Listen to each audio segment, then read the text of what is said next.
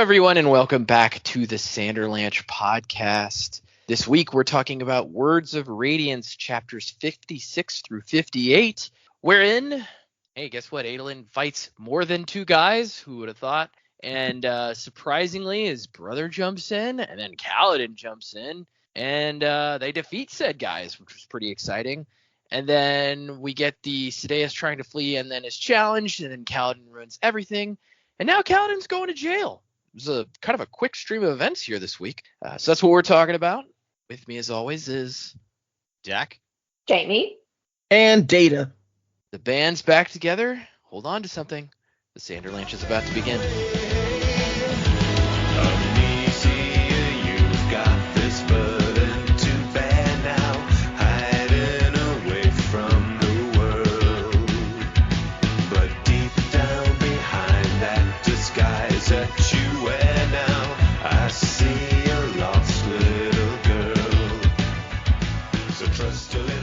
So yeah, we had an interesting, really it's like one big event for the most part in these three chapters, right? So an interesting event, some predictions coming true, although I don't think anyone predicted how it would end. So what did you guys think of these three chapters this time? Yeah, huge, eventful stuff. Lot of crazy shit went down. Fight scene was one of the better, I'd say it's probably the best fight scene we've had in Stormlight so far. Some of the ones in Mistborn might still be cooler overall, but it's definitely up there. Like, really well done. I genuinely was like, I don't know what's going to happen at any given moment. So super lot of fun there. And then the end of the fight, yes, like Kaladin fucking ruined everything. Like, he ruined everything for himself. He ruined everything for Dalinar and Adolin. Really, the only person for whom he did not ruin things was Sadeas. True, yeah. Sadeas is sitting pretty now. Yeah. So, yeah, definitely not Kaladin's finest moments. I'll admit, as soon as I read that end section with Kaladin, Dalinar, and Elhokar, I remembered, we've got the email this week titled In Defense of Moash. I'm like, oh no. Now I know what he's talking about, and I'm not looking forward to it. But I'll talk about that when we get to those parts of the chapters. But, yeah. Like, really exciting chapters, hell of a way to end the part. Good stuff. Yeah, we got some In Defense of Moash, and I can see how the end of that would trigger this memory for you. Yeah, that's Kaladin is it's weird because you feel bad for him, and at the same time you're kind of like, well, dude, what were you on about? Like, yeah, come on, man. 100%. I get exactly why he did what he did. And I understand, and I sympathize. And it's very easy to criticize as the person who is not in a gladiatorial pit and who has not lived their life as a slave, and who doesn't live in a society where where eye color is all that determines class. It's very easy for me to condemn, but yeah, I sympathize. But oh man, from the safe objective viewpoint that I have, not his finest moment. Yeah. Speaking of Kaladin screwing up, I thought this would be a good time to point out for people.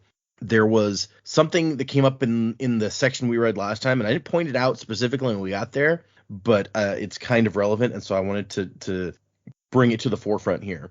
But we had, if you remember, Adolin and Shallan are discussing the plan. Shallan is bringing him this idea, and Kaladin's kind of like, wait, that would really work? Like, that, why would that work? And they explained to him, like, this is like the way this stuff kind of goes. Yeah.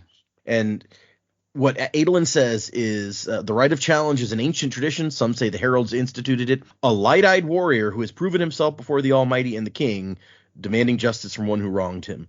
So almost immediately after that, Kaladin starts to think, this could be the solution I've been looking for. And I'm just like, Kaladin, you ignored a very important word in there when it said a light-eyed warrior can do this. Yeah. And so he kind of glossed over that bit, and it led to some bad things. Or Kaladin. Yeah. It's like, I get where he's coming from. I get 100% empathize with the fact that he wants to, break out of this cycle and he wants his vengeance. But he's still in the society where dark-eyed don't have the rights, and that's wrong. But that is the system at this point. And as much as he's rising like in the ranks for a Dark Eyes, like he's still trying to jump too far too soon. Of course, there's going to be resistance and pushback on that basis alone. It's not right, but that is how the system works. Yeah. Come and see the violence inherent in the system. Yeah. Yep. Oh well. Yeah. Look, the whole battle was pretty engaging the whole way through. I love the changing viewpoints. I love that we've got most of our characters all in the one place, which is a lot of fun. But yeah, as soon as he started being like, this is my chance, and Elhakar's giving Adolin, obviously granting him the boon, I was like, no, Kaladin, don't do it. Oh, you did it. He didn't actually talk to you, man. you weren't also being given this opportunity. I can see how he got there. There's a lot going on in the moment, and it was quite a big battle, especially for those who were not prepared to go into battle. Yeah, so like, I kind of feel for him, but at the same time, I was like, man, you forgot who you are, you forgot where you sit. Like, you're on some levels, you're given the authority and the position of what would normally be a Light Eyes position, but you're still not a Light Eyes. And the fact that he had actually won a blade previously, it's like, you didn't take it, you didn't have that opportunity. Like, just because you have won one, no one knows that. No one believes you, apparently, that there's so many other witnesses or people who are fully aware of where Amaram got his blade from and not telling anyone about it. Yeah, maybe. Or maybe Amaram actually did just win a new blade.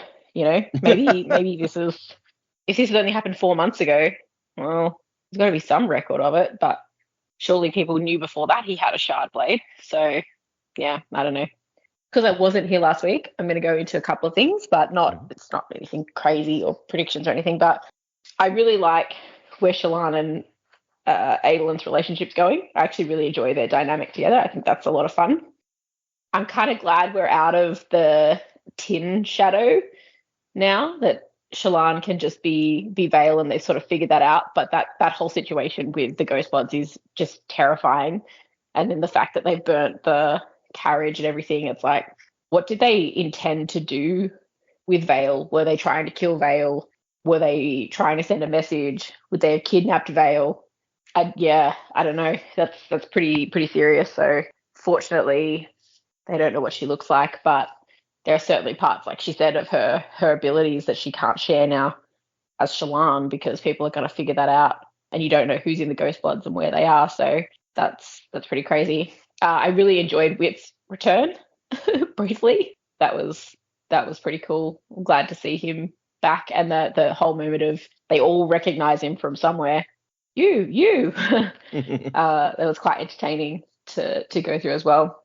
I'm very interested in, with the battle this week, what did Syl see happening to Renarin when she left Kaladin? And I don't really have thoughts on that yet, but something happened there that Syl was like, what's this over here? Which is definitely of interest. She wouldn't have left Kaladin if it wasn't something important, I don't think, in that moment. What else did I write down? Oh, and the restoring the Night's Radiant as well, which I think is in the chapters that we went through last week rather than this week. Yeah. That's cool. Why Amaram? What are you doing, Dalinar? I have questions for Dalinar. Whose side is Amaram on? Is he now on Dalinar's side? Is he still with Thaddeus? Like, I don't know. I'm very confused, because I feel like if he's still kind of playing both sides, like, unless Thaddeus is all over it, which is possible. Yeah, I don't really know how that unfolded. It just seemed a bit weird, but yeah, a good end to part 3. I quite enjoyed it. Was that bit of action I think we're all looking for at the end of each part, a bit of drama.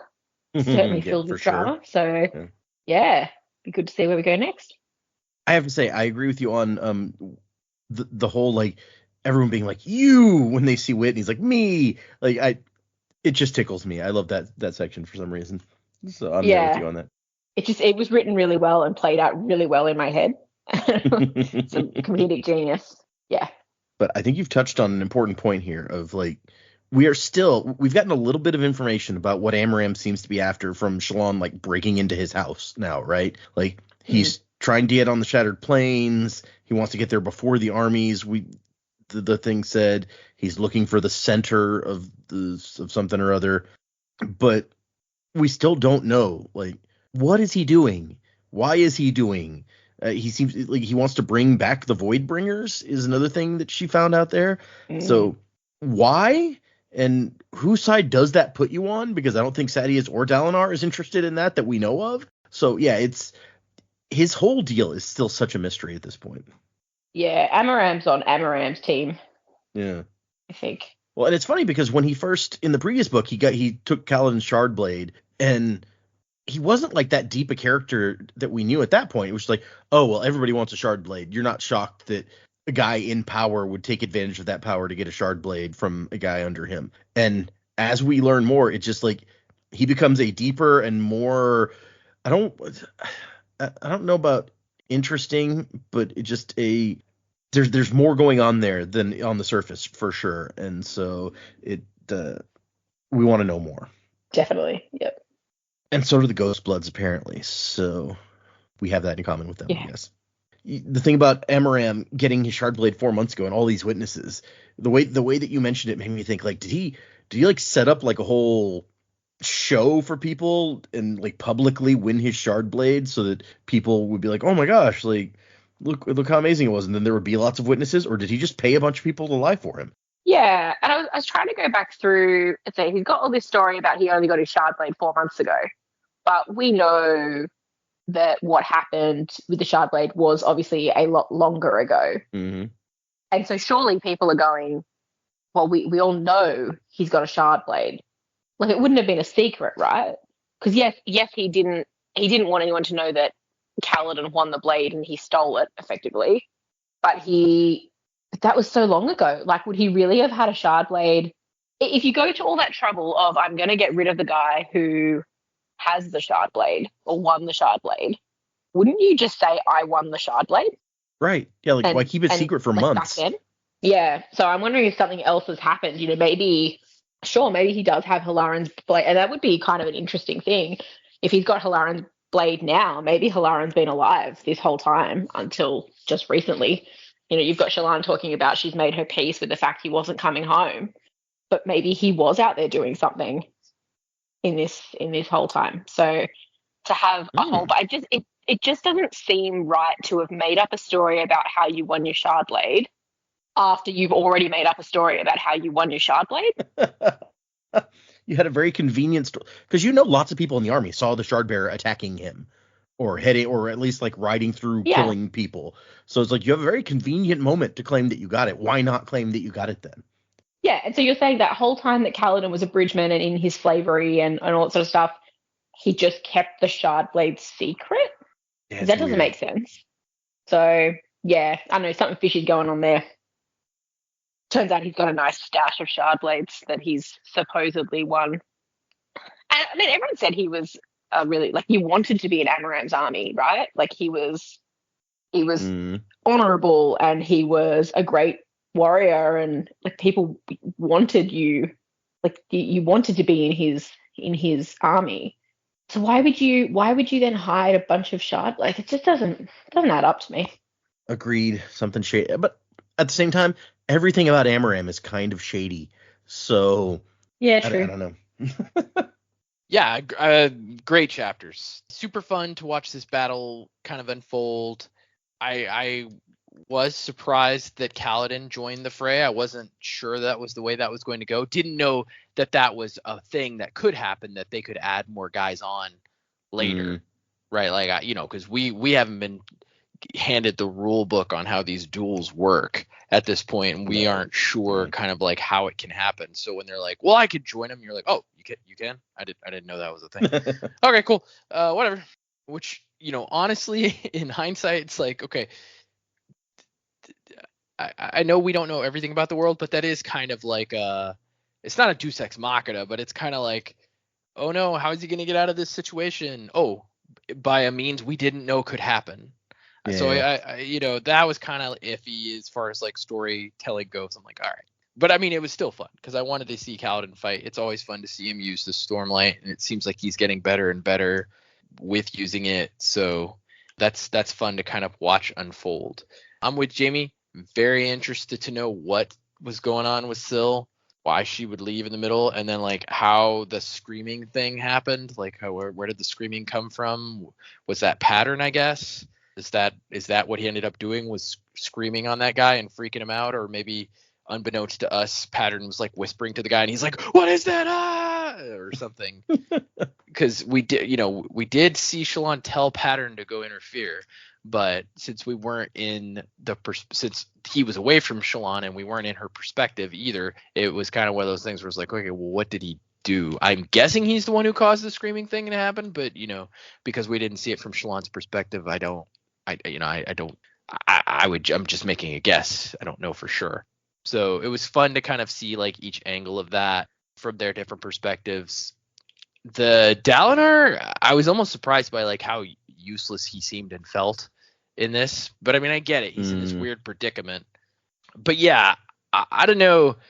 I think, of course, this is from Kaladin's perspective. So who else saw it? And maybe Kaladin didn't see what he thought he saw. But as far as Amaram, like pretending to get his shard blade at a different time, like from Kaladin's perspective, it said when he called out Amaram that Amaram looked terrified.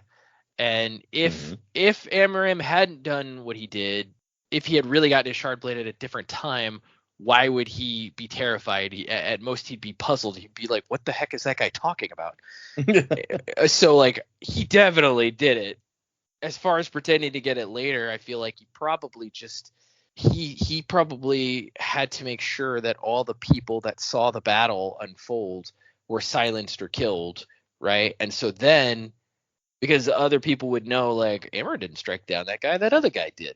And instead of like being like, well, he bequeathed it to me because I'm his master, because that seems really unlikely, which is basically what Kaladin did. He's like, you take it, I don't want it, right?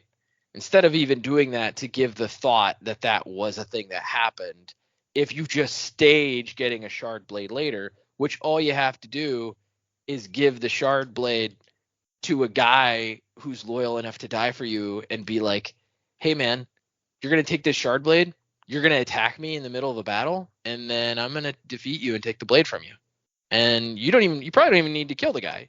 You'd probably be like, it's hard to come by somebody willing to die for you, but you could take it somehow. Yeah, you could just be like, okay, man, we're gonna make a good show of it. I'm gonna best you in combat, and then I'm gonna be like, surrender your shard blade, and I'll let you live, or whatever. And like, that's all you gotta do, right? So like, it could be done, right? And then there'd be no question of whatever happened to that other guy and the other blade or whatever. Like, there'd be no question. It would have been. It was Amaram's blade the entire time.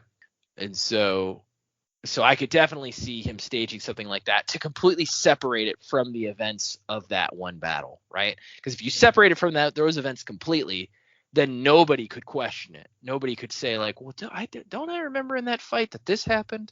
Like there'd be no question of what happened. But yes, I'm with everybody else too, though. Like, what is his deal? What is he planning? What is his game? Like, I don't understand it.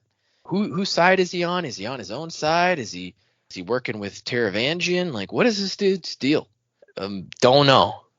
And then, I also agree with Dak. It's like, they weren't asking you, Kaladin, what you wanted. Like, they were asking Adolin what he wanted. And so I am concerned now. He's going to prison. He's like, I'm never trusting Allied Eyes again. That could not be good for the future of our hero Kaladin. So, I mean, being stabbed in the back's not fun. I get it. But also, like, you kind of want our heroes to stick together. So, I'm sure there's a way out of this and back to kind of like a good place for these people. But I just don't know what that path is, right? Like, I can't even really predict what that path would be unless somehow Amaram is unmasked and everybody's like, nope, Kaladin was right. Yay, Kaladin. I mean, one path I could potentially see is like, which Kaladin's not likely to do, is for Kaladin to reveal his powers, which really he probably should have just done during the battle. Like, he should have just been more Oh. clear about what he did in the fight, I think that probably would have boded better for him. But He it starts didn't. flying around out there, and Yeah, and people they'll be freak like, out. "Oh my gosh, he's truly a Knight Radiant." He just lands in front of Amram and just goes, "This is what a Knight Radiant does, asshole," and then flies away. Yeah, that's true. Yeah, or even he could have used, some Knight Radiant power to just stab him up real good, and then it'd be over and done with, And then even if he got in trouble, he'd be like, "I'm out of here, bitches," and he'd fly away. Yeah, let's see you arrest me now. Yeah, who's in whose dungeon now? But no, that wouldn't work either, because I think if he does kill Amaram in revenge, that's not something about his bond with Syl is going to be messed up or broken. I feel like the honor bond that he has with her is not going to work through that type of action, which I think is what Syl's been getting at. It's that's going to twist you. Don't do that. That's not you. Don't, you can't do that. She's like Harvey Dent before he turns into Two-Face. He's like, you can't give in. So, Dark Knight reference for you. Syl's gonna live long enough to see herself become the villain. Hopefully not. Whoa, man. Could you imagine? I just offhandedly predicted that Syl becomes a villain and then it happens. That'd be tragic. She's the best. Horrible. We like Syl. Yeah, she's great. But yeah, I'm excited to get in these interludes next week, and I'm just we're at the end of a part, but who knows what's going to happen? I feel like we're more in the dark than ever. This, in the words of Hermes, that just raises further questions. You made an interesting point about the delay. You're like, Adeline, Amaram could have spent some of the intervening time killing off more people who could have, said what really happened. That would 100%. That's kind of dark, but yeah. You have to root those people out, because it's it was a big battle. Lots of people were there. Mm-hmm. Lots of people saw not Amaram. Lots of people saw Amaram get knocked down and was crushed basically by his horse, not able to get up. A lot of people saw some other guy throw a knife into the eye of a guy and then kill him kill the shard bearer. It wasn't just Kaladin's men that knew what happened. So if you don't silence those guys before you claim that you got the blade, and then if you stage it so that there can be no question from anybody else, no, I won this blade. You saw me win the blade. Weren't you there? I was there. I saw you. Yep, I won this blade. That's how you get around any kind of questioning. Is you make it so apparent and clear to everyone in a separate event that you got that blade. So I really feel like that must be what happened, and why there was a time delay. It's because he had to have some time to make sure that nobody could come back later. And that I feel like that supports that fear in his eyes much more. He's like, oh no, that one guy who knows what happened, who I let live and became a slave, that's the guy right there. He's the only one that knows where I got this thing. So definitely makes sense when you think about it that way, at least in my head. Also, it lets us know that Amaram has been completely ignoring Dalinar's captain of the guard until now, because as he should. He's a Light Eyes, and that guy's a Dark Eyes, and Amaram's a dick. Oh, that's got to be, even with everything that happens, I feel like that moment's got to be cathartic. He can remember the look on Amaram's face, the look of horror when this comes out. Yeah, he's just smiling to himself I got him. When he saw me, he was like, oh no. But then you were talking about there's got to be a way to walk this relationship back to a good place with Kaladin and people, right? But Kaladin just experienced the king being like, I want him executed. And it's going to be hard to get over that, I feel like. It would be for me, at least. Well, with Elhokar, sure. But Dalinar, besides the Amaram stuff, which obviously is the most hurtful to Kaladin, but Dalinar has always been fair to Kaladin, except for the Amaram stuff. But at the same time, what is Dalinar supposed to do? Amaram's a super respected guy that he's known a lot longer than Kaladin. He's had a relationship with him way before he met Kaladin. Amaram saying one thing, Kaladin saying something that's so completely different from what everybody expects to know about him, that it's you can understand why Dalinar's that can't be. You can understand it. Kaladin has a hard time understanding it because he knows the truth. Right. And he's like, I know what happened. I was there. He killed them in front of me, and he made me a slave. That's why I'm a slave. That's why I became a Burgeman. Like, I'm not this is the point where somebody would say something like that to me, and I'd be like, I must be taking crazy pills. I know what happened. I was there. So, like, how can you say it didn't happen? I was there. I saw every part of it. You know, like if somebody said something didn't happen to you like that was one of the most traumatic experiences in your entire life, you'd probably be like, what are you talking about? Yeah. Well, and not just that, but apparently there are 17 reputable witnesses backing up Amaram's side. Like, I feel like Dalinar has been as fair to Kaladin as he possibly can in this. And he's Right. like, I talked to a bunch of people, and like everyone agree. Like, there's almost 20 people agreeing with Amaram, that eyewitnesses, and you don't have any other proof. It's just what you say on the other side, Kaladin. What do you want me to do? Yeah. It's a tough place to be in for sure. Yeah. Okay, all right, let's get into these chapters, y'all. So, chapter 56 was White Spine Uncaged, which Adolin is the white spine, metaphorically, as it turns out. Yeah, I kind of got that. I was a little like, I mean, I guess it's kind of I feel like it's a forced metaphor there. I think it's just because, like, in the last chapter, we saw the white spine caged, so it's more timely when you read it right after, right? The epigraph here is about 23 cohorts with contributions of the king of Makabakam. For though the bond between man and Spren was at times inexplicable, the ability for bonded Spren to manifest in our world rather than their own grew stronger through the course of the oaths given. So you take more oaths, the Spren can manifest themselves more strongly on this side, the physical realm. So that's interesting to know. And we start with, as you recall, we ended the last chapter with Amaram being announced as the leader of the new Knights Radiant. And now Kaladin has brought this information back, and Sigil's like, well, I mean, obviously he can't, like, surge bind, right? And it's interesting to me that Kaladin is the one who goes, well, I mean, hold on. Maybe he can? Like, Syl has basically all but promised me that there's more out there, like, discovering powers like I am. It's interesting to me that Kaladin is willing to consider that possibility of Amaram, this guy that he hates so much. And they talk about it, and they kind of conclude, he probably not, but I guess you never know for sure.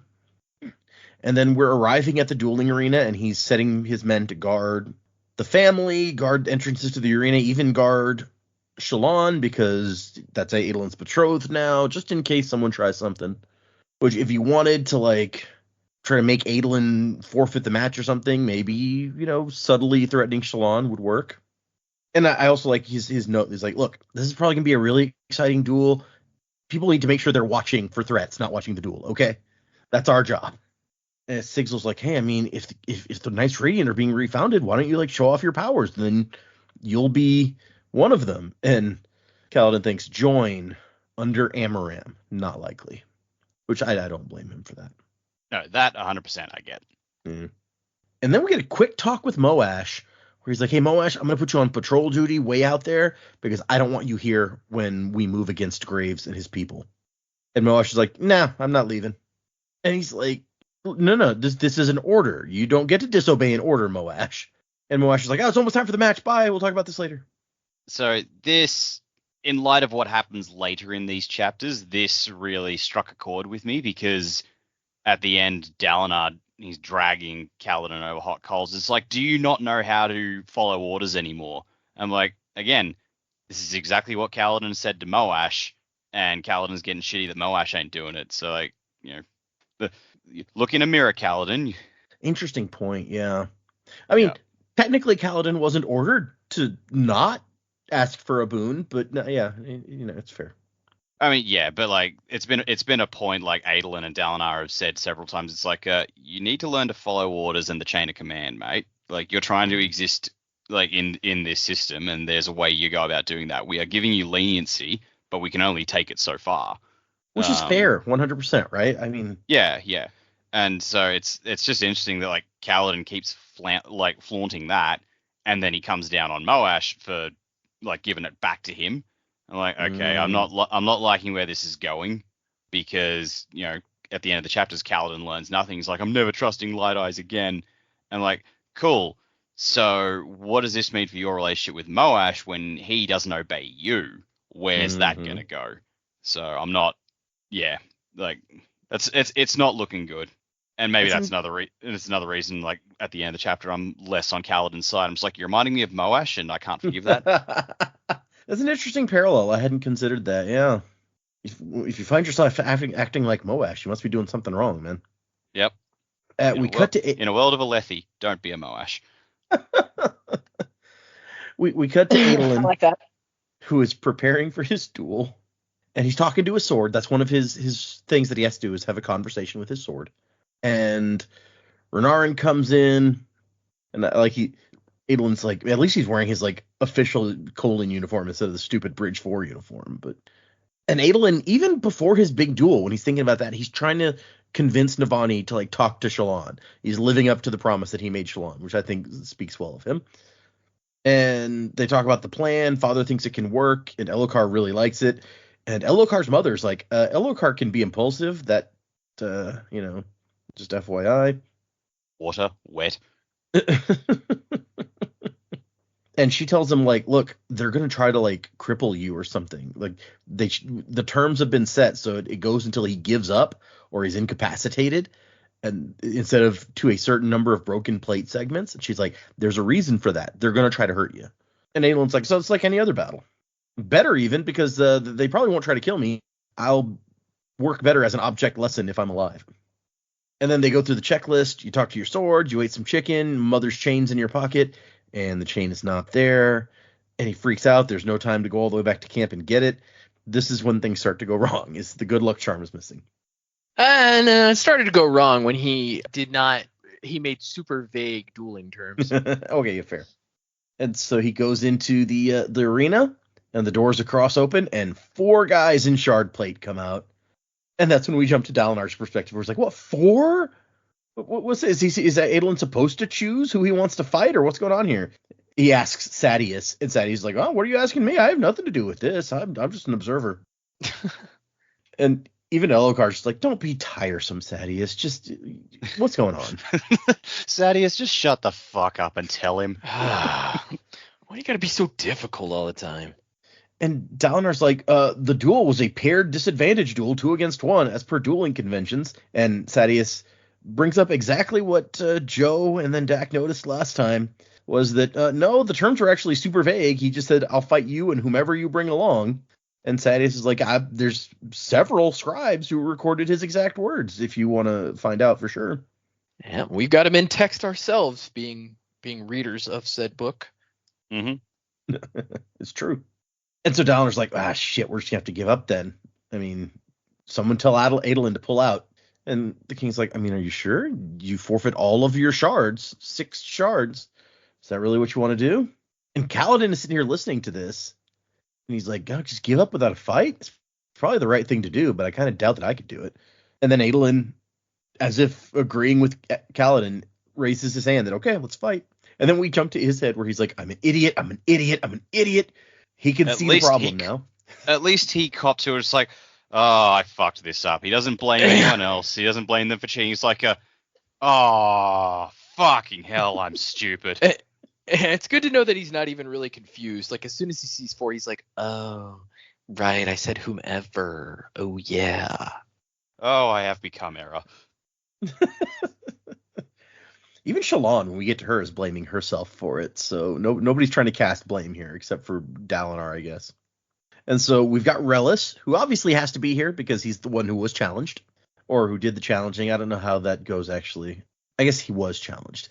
And we've got somebody who's borrowing the king's plate and carrying a big hammer. That's got to be Ellet, back for revenge. Then we've got Abrobadar, a full shard bearer from Aladar's camp. And Jakimov, Adolin's friend. Dickhead. Yep. And he's like, oh, crap. He recruited like 2 of the... because remember, Relis is the champion in the dueling standings. He is at the top. And the 2 guys that he recruited, Jakimov and Abrobadar, are apparently 2 of the best duelists around. So we've got a stacked deck here. And Adolin starts backing up. He's like, he is like, oh, crap, what am I going to do? What am I going to do? And then he hears the Hell's voice among the crowd that's like, one at a time, you're not cornered. He's like, what the fuck is he talking about? I'm obviously cornered. And Zahel says, they're scared of you. Don't you see it in them? Show them why. And then Adelin's like, you know what? Yeah, I'm going to show them. Okay. This white spine was not yet caged. Yep. If a song was going to kick in during this fight, it would be like, can't be tamed. Can't be tamed. Sweet Miley Cyrus kicking in. Looks up But and you'd need a song. Hoyd is up there playing on his lute. Yeah. He's Played as I know Miley this is, Cyrus. Okay. I was about to say, I know this is a different song, but I imagine Hoyd rolling in on a wrecking ball, and he's just like, yeah. He was looking for like a good entrance to make. I remember that. So you just got me thinking about Miley Cyrus songs now. Now you'd need a song that like starts out good, and then as the thing turns, it like the song turns and it's like bad. And then that way, when Kaladin jumps in, there's like a new, even more like powerful song that cuts in. Who the fuck is that? It's the Dark-Eyed Soldier. I think there's actually like an album of somebody did like Stormlight music or something. Hold on, let me see. Oh, sick. Like their own put together soundtrack, or they wrote music for it?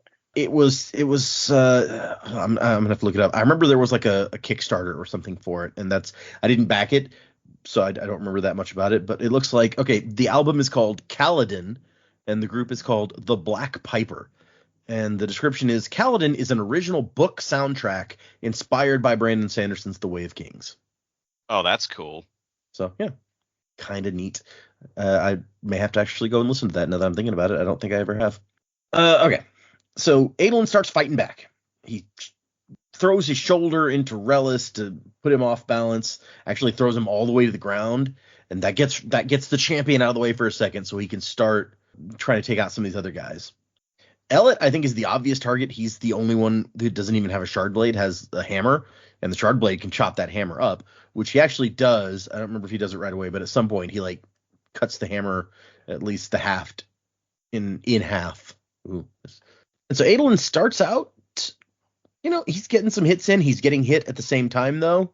But before long, 4 is too much, is essentially what it is. Like, he does pretty well for a while, and then he kind of is distracted for too long with one guy, and Jakimov, the fourth guy, manages to get a good hit in and knock him down, and then they're kind of like surrounding him and just beating on him. Mm-hmm. And he tries to say, I yield, but it's not loud enough over the sound of the battle. I don't think that was it. I think that's what he thought, but then later when we find out what's going on with the judge, I think she's just ignoring him. Yeah. Which ends up working out well for him at the end, because, I mean, if she had acquiesced, then they would have lost a lot of shards. Yep. Yeah, it was their need to humiliate him that actually wound up. Yeah. If they had just been, not major dicks, they probably would have walked away with all those shards. Because, I think, let's see, how many shards did they end up with? They end up with, like, 3 guys have swords, but one of them is the King's Blade being borrowed. So 2 swords, and then 3 suits of armor, because one of them is the King's suit of armor that Ellet is wearing. So yeah, so 3 armors and 2 swords. That's a lot of shards, bro. That is a lot of shards. A lot of shards. Apparently, the family has 6 currently. That means they added 5. They almost doubled the amount of shards they have. That's pretty badass. Yeah, for them. So we cut to the stands, and Dalinar's like, wait, the rules allow for Adolin to have help as long as his side is still disadvantaged. So as long as he has at least 1 less than the number of people against him, he can have more people. Elhokar, let me have your shard blade. I'm going in. And Elhokar's like, no. You don't have any plate. And if you take the time to put on some plate, you're going to be too late. So if you go down there, you won't save Adolin. You'll just lose my blade too, and I'm not going to have that. He has 2, to be fair. So, like, yeah, but he doesn't want to lose one. Yeah. He's the king. Well, and he's got to have more than before long. Else. Plus, he's got a very good point. It's like you go down there. You're only going to lose. You are not going to win. Don't throw it away. It's not even so much you're going to lose it. It's like you actually just that it's not going to work. I get what Elhokar's saying, but at the same time, like, this is Dalinar. I feel like he doesn't need the plate. Now, if this was Seth he was fighting, that's a different story. but like he could win. I feel like he could do it without the plate. Possibly, but it still would be 2-on-4, which is not good Yeah. odds. No, you're right. Not great odds. I agree with Joe. I think that Dalinar would have a chance. Now, in another paragraph, Dalinar's like, well, here, fine. I'll pay the fee and borrow your blade, so then you don't risk it. I'm going to go fight. And Elhokar's like, no. Because Sadeas is like, hey, you can go down there, man. I checked. You can totally go and get... The guy I knew would be all down there already, fighting with a rock if he had nothing else to fight with. But I guess you're not that guy anymore. Yeah. And Just little jabs. Elhokar's like, listen to him and think. He wants you down there. That is the plan. If you step foot in there, all 4 of those guys are going to turn and come at you, and you don't even have armor to protect yourself. You will be dead in a second. It's really scary when Elhokar is the voice of reason. Yeah. Yeah, but like I said, Elhokar is a coward. Like Dalinar could, like it would be dangerous, of course, but Dalinar could do it. Granted. I think if they so right now Adolin's on the ground, they're beating on him. If Dalinar jumps in and all 4 turn and immediately attack him, it would take Adolin a second to get back into things, and by then it might be too late. I think if Adolin and Dalinar were starting kind of fresh back to back, I think they would have a good chance. But I think Elhokar is probably right. If he went down there right this second, it would not go well. Yeah. It's like I agree. I think Dalinar would have a chance, but that's still a hell of a risk. And it's a case of like this is the same reason Adolin took Dalinar's place when he went to go meet Eshonai. If Adolin dies, yeah, it sucks, but they're like they can still pull their plans together. If Dalinar dies, then like everything they've done falls through. Dalinar is the one they're rallying around, not Adolin. Dalinar is the one pushing it. Yeah, you're right. There's no other way. But I can't imagine watching your son down there and knowing that they're probably going to try to do worse than beat him and not be able to do anything about it. Absolutely horrific, yeah. And then not only that, but the Dalinar perspective ends with somebody else steps into the fight. No shard plate either, just a blade, and it's Renarin. And Dalinar just thinks, oh no. And watch both my sons die today. Good eye. Yeah. It's And honorable, but not good, man. Yeah. I mean, this has been kind of, honestly, Renarin's MO. All the way back when we first met him, he tries to get involved in the Chasm Fiend fight when he has no armor, no weapons, no anything really. He just rides, it's like, can I help? And his dad's like, get out of here, dude. What are you doing? And this is kind of the same thing. He sees his brother in trouble, and he's like, I have to do whatever I can do, which is 100% honorable and not all that smart. Mm-hmm. And so one guy peels off from beating on Adolin to go and after Renarin. And when Adolin's trying to make a signal of his surrender, Relis is like, oh, hey, hold on, man. We wouldn't want to end this prematurely, would we? And they let him see that Renarin is over there, and Abrobadar, I hate that name, is just call him Abby. Abby is over there, and he's keeping Renarin busy. He clearly doesn't even consider him a threat. And Adolin's like, Renarin, what are you doing? Go back. And Relis is like, hold on.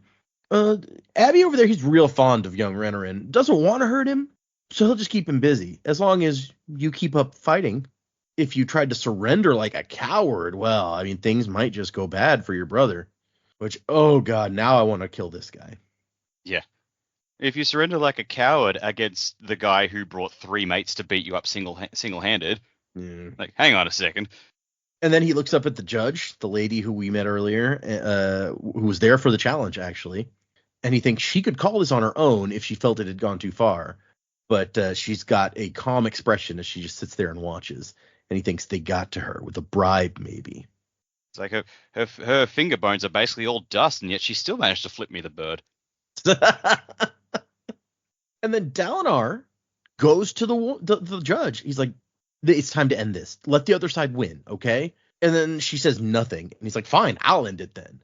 And she goes, I am High Prince here, Dalinar. In this arena, my word is the only law, granted me by authority of the king. So she's like, the terms of the duel haven't been met, and I'm not going to end it until they are. Have you no respect for the law? He's just getting slapped down at every turn. She puts on a Judge Dredd helmet. It's like, Dalinar's not the law. I am the law. I am the law. I am the law. Okay, sorry. I was about to do that. I am the law. Dalinar, you're greedy and lazy. I've watched him in Tulsa King. It's actually not a bad show.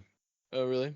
I haven't watched season 2 just came out not long ago. I haven't watched much of that yet, but season 1 was pretty interesting. Oh man, Dallin, you gotta do something about these possums, man. Oh god. They're everywhere. They're greedy and lazy. So wow. Okay. That's all right. Yeah, you gotta if you do another Possum Hunter script, you gotta slip Sylvester Stallone in there for some reason. Somebody who sounds like Sly. Oh gosh. Okay. But eventually Dalinar just turns around to the crowd and he's like, "You guys can just watch my sons fighting alone out there? There are shard bearers here. Will one of you not go and help them?" He looks around, the king's over here looking at his feet. Amaram won't meet his eyes. "What has happened to us? Where's our honor?" And then a voice beside him whispers, "Honor is dead, but I'll see what I can do. If this goes poorly, take care of my men." So, refresh my memory here. When, at the end of the last book, when Dalinar was listening to Honor's voicemail, did Honor mention their name? I don't think that so. They were dead? Damn. Okay. They mentioned that they were dead for sure.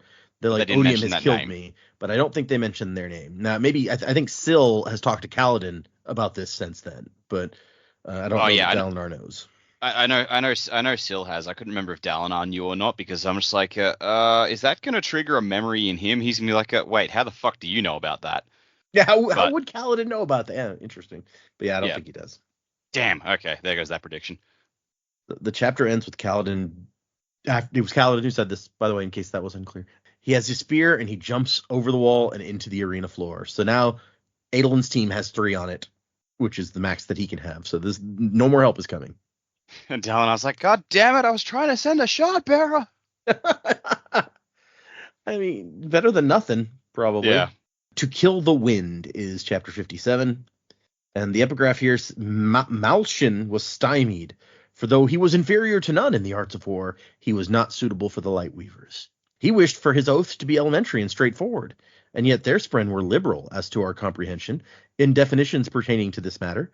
The process included speaking truths as an approach to a threshold of self-awareness that Malshin could never attain. So, okay. He didn't know how to lie or tell truths about himself. Yeah, I get he wanted just regular old oaths, and apparently the Lightweaver spren are a little bit funky, and you have to tell truths. 2 truths and a lie. yeah, that's it. That's play a game. And so we cut to Shallan, who is watching this, and she is blaming herself. 4 guys, I should have seen that loophole. If I'm his wife, it's my job to watch out for stuff like this, for technicalities. And I've already failed him. And Sabariel's just lounging here like, fool of a man, too arrogant to see that he's beaten. And Shallan's like, no, there's something else. Like, she can tell all the way from up here, watching how things are going, there's something else going on. And then she looks over and sees Amaram, the supposed Knight Radiant, and thinks, bastard. Like, she doesn't like him, and he killed her brother. So she goes, Pattern, go and distract the guy fighting Renarin. She didn't want to mess up, if Adolin has a plan, she doesn't want to interfere. Renarin, she's going to try to help. And then she thinks, don't get yourself killed on me, Adolin Colin. And someone else dropped to the sands. And so here comes Kaladin. He's thinking again, just like when I came to Amaram's rescue, and he thinks he says this had better end differently than it did that time. And Syl's flying right there. She's like, it will, trust me. And a guy sees Kaladin coming and does not even give a shit. Like, just turns right back to fighting Adolin. And Kaladin makes him regret that. He's like, no, it's not halftime. We don't need refreshments right now. That's probably right, yeah. And Kaladin's like, hey, bro, there's a reason I protect them. Ooh, there you go. That should have said something like that. Yeah.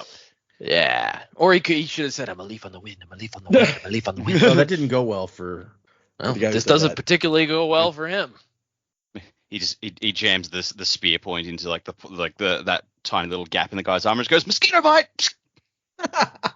So yeah, the guy Relis has a crack in his vambrace, his arm, the lower arm guard, and Kaladin gets in there and jams his spear in there, and the guy's like, "Oh, ow!" And he turns back like, "What the hell? Who even does that?" And Kaladin manages to get back to back with Adolin, and Adolin says, "What are you doing here, bridge boy?" And Kaladin says, "Playing one of the 10 fools." And Adolin's like, "Yeah, welcome to the party." So he says, "I can't get through their armor. You're gonna have to crack it for me." And Adolin's like, "No, Jill, keep one of them distracted. If you do that, I can handle the other 2." And Kaladin's like, you know what? Actually, that's probably the best plan. Okay, let's do that thing.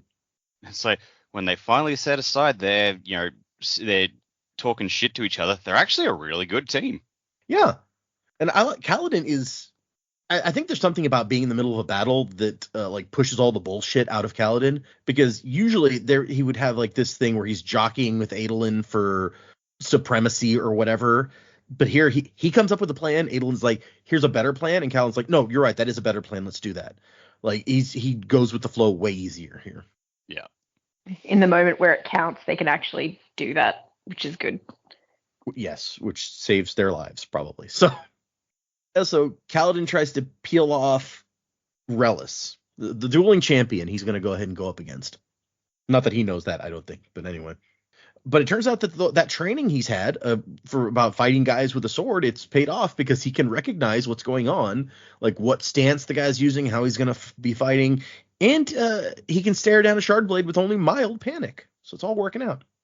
You know, like he slaps the guy in the head with the butt of his spear, which does nothing because the guy's wearing shard plate. He's like, I really brought a bad weapon to this fight. I really brought so he just tries a to knife keep to a sword fight here, didn't I? He's actually coined a completely new Alethi phrase now. It's like, never bring a spear to a shard fight.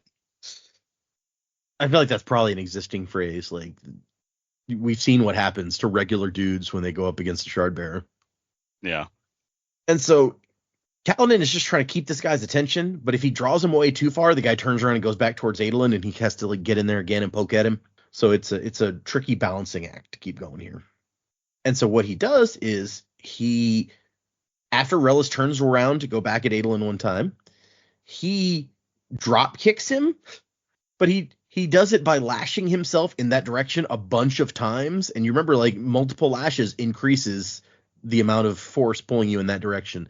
So he kicks him in the back with like a ridiculous amount of force because of all the lashings, enough to break both of his legs and feet, but also to crack the armor that this dude is wearing and knock him down, which that's a hell of a thing.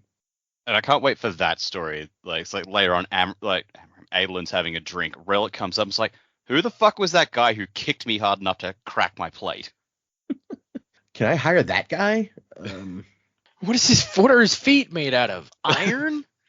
It's like, from now on, you will be known as Kaladin Shard Boot. Yeah. Shard boot kicker. Most of Kaladin's Stormlight gets used healing his legs and feet that just broke. But when Relis gets up, he's just like, it says he looks at Kaladin with an attitude of awe. Like, what the hell did that guy just do? Meanwhile, Adolin comes around and hits Ellet and just hammers his shard blade into the guy's chest hard enough to make the breastplate explode. And apparently it's real hard to fight. Like, the armor is heavy, and without the breastplate like supporting the arms and the upper body or whatever, it's hard to keep going with and keep moving. And so one of the guys is basically incapacitated, and Adolin can turn and focus on the other guy. And it says the fourth guy, the guy who's fighting Renarin, quote, fighting, was waving his sword at the ground for some reason. And he looks up and sees how bad things are going for his allies. And he's like, oh, okay, never mind, Renarin, I'll go help. And then that's where Syl goes, wait, what is that? And she zips away to look for whatever is over there. So yeah, I didn't question it at all. I'm just like, well, that's got to be Patton doing something. Yeah, that's what I assume here as well. Is we talked about at the beginning, like, what is she going to look for? In my mind, she catches maybe a glimpse of Pattern, and it's like, wait, what's over there? Yeah. She's like, I know that thing, kind of. Oh my god, I finally found one. That's Bob. I mean, Pattern. That's what we really want. Syl and Pattern, best friends. Just like hanging out. She like flies how around. well they get along together. Yeah, that's true. I don't know, but she flies around as a beam of light, and then he follows her and like makes scary voices. People are like, what's going on? Syl and Pattern being best friends. Together forever, the fun never ends. Solving mysteries, one spooky voice at a time. Oh boy. It's like Kaladin just knocks on her door, and it's like, okay, we need to go take the Spren for walkies. That's cute, actually. Yes, let's go. We've heard her refer to cryptics one time before, and she didn't seem fond of them. So No. oh, maybe this is going to be like, oh man, you got to stay away from that Shallan. She's got a cryptic. And Kaladin's like, what? I don't need further reason to dislike her. I already did that. True. Ellet, the guy with the cracked, with the destroyed breastplate, tries to like get up and wobble back into the fight, and Kaladin like runs over there, and he's got his spear that has been broken while he's fighting Relis, and he just like smashes the broken spear, not the sharp part, into dude's chest so hard that it makes a crunch, and the guy falls over, and Ellet's like, yield, and Kaladin goes louder. But he raises his hand and does the sign, and the judge is like, okay, Bright Lord Ellet yields to the combat. She said, sounding reluctant. Like, I guess. So we got 3 left, 2 back on Adolin, though. And then the third guy, the guy in orange, shows up to join them, and it's not good. Renarin, on the other hand, is just sitting in the sand, head bowed, shard blade stuck in the ground. And Cal's like, did he lose? I don't understand what he's doing. But I got to go help Adolin, so whatever. He tells Ellet, remove your helmet, as Ellet's trying to leave. And he uses his like spear to like threaten the guy, like, give me your helmet. And then he hears people shouting, and he's like, I don't know, because he also has not been given the book to read on the rules of dueling. He's like, I don't know what the rules are. If I hit this guy, I might forfeit the duel, maybe even face criminal charges. So hopefully he just gives me his helmet, which he does. Turns out to be smart, because this gives him basically a little hand shield that he can use to block a couple of blows from a shard blade. It worked better than I expected it to. Yeah, absolutely. And I also like the note that since he has left captivity, he started carrying a couple throwing, or at least one throwing knife again, but he's out of practice with it. So he's like, I can't use it in this case. And this time, as he shows up, Relis does not underestimate him and immediately peels off to fight with him. And so Kaladin realizes, like, he's now gone up against a guy. He can't use the spear one-handed, so he has to use a knife and his little shield. And this is not great. He draws him off, and then to Relis' surprise, when he's got the guy far enough away, Kaladin is the one who peels off and runs back towards Adolin. And Kaladin gets in there, manages to block a blow from the guy in green, who I think that's Jakimov. And while he's got this guy distracted, Adolin can go up against the orange guy, Abby, and just like slams his weapon into him again and again. But he can tell that Adolin is slowing down. Like his plate, like every section of his plate is cracked. He's leaking light. It's like how he won that fight with Ellet. And then as he's fighting green shard plate guy, he hears something. He's like, he can't pay enough attention to what it is. Relis comes back in, and now it's like 2 shard bearers on 1 against Kaladin. But somehow he's like hearing the wind. It's like Name of the Wind shit, where he can dodge perfectly because he knows everywhere that the blades are moving through the air. And then he runs out of Stormlight. And that's bad. Because he realizes that the helm in his hand is cracked and leaking Stormlight, and somehow it's feeding on his Stormlight. So darn you, shield, and your sudden but inevitable betrayal. It turns out that Adolin has beaten orange plate guy, Abby, while Kaladin was fighting these 2. And Adolin manages to like slowly, methodically crawl over and grab Jakimov from behind just as his plate is locking up. And then he basically like falls over holding the guy. And Kaladin looks over at Relis, who looks at fallen green plate man, fallen orange plate man, and then Kaladin, and then decides to make a run for Renarin. And Kaladin's like, oh, shit. Renarin, yield. Surrender, come on. And then Renarin doesn't. He dismisses his blade, and then he just, like, holds his head up and says, as if exposing his throat, as Relis comes in and swings at him, which is bizarre. What is Renarin doing here? Got nothing. This is just baffling. Yeah, it's very strange. And Kaladin gets there just in time to pull that last clap thing. He catches Relis's blade before it can hit. Yeah. And then there's screaming. Why could he hear screaming? Inside his head? Was that Syl's voice? But whatever, like, Kaladin is experiencing, Relis seems to be experiencing another level entirely, because he drops his blade and he goes, what is it? What is it? No, I didn't kill you. He shrieked as if in great pain, and then ran across the sands, pulled open the door, and fled. Yeah. I feel like that's got to be pattern, right? That's got to be pattern, yeah. Yeah. Freaking him out. Yeah. I can't even remember what book it was in, but we discussed at some point previously, like, people's different reactions to suddenly hearing, like, a weird voice that they couldn't identify. Oh, no, it was in this book because it was pattern. Because it terrified some of them, like, oh, God, is it God? But Tin, on the other hand, was just like, oh, I guess I'm going crazy. Oh, well, apparently, if that's what's going on with Relis, he just heard pattern say something. His reaction is the most extreme yet, where he's like, what the fuck? No! And he runs away. Guilty conscience. Yeah, maybe. And so the High Judge is like, High Lord Relis Ruthar forfeits by cause of leaving the dueling arena. Like, she's very confused and disturbed, it says. And so Kaladin's like, I'm pretty sure nobody else heard that scream. It must have just been me and Relis, but what the fuck was that? Well, whatever. Meanwhile, Jakimov is being held by Adolin and can't move. He's like, stand up and fight me. And Kaladin just strolls over, picks up his knife from the sand, and puts it right into the opening in Jakimov's armor. I'm assuming like the eye slit or whatever. He's like, so are you going to yield, or do I kill my second shard bearer? And Jakimov's like, this wasn't a duel, this was a circus. Grappling is the way of the coward. And Kaladin presses the knife in further, and the guy's like, I yield. Okay, yeah, no, I'm done. My bad. I think that's my most, like, the thing I get annoyed with the most about all the Light Eyes except for the Colin family. Like, whenever they don't get their way, they're just like, this is bullshit. Yeah, right? That's true. Yep. Like, it's so obnoxious. It's like, dude, you lost. You're not as good as you think you are. Yeah, no one takes any responsibility for their own shit. I love the claim that it's like, this wasn't a fair duel when you guys showed up 4-on-1. Yeah.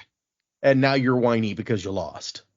To like, take out your friend, nonetheless. Like, this is messed up, dude. And so Jakimov yields.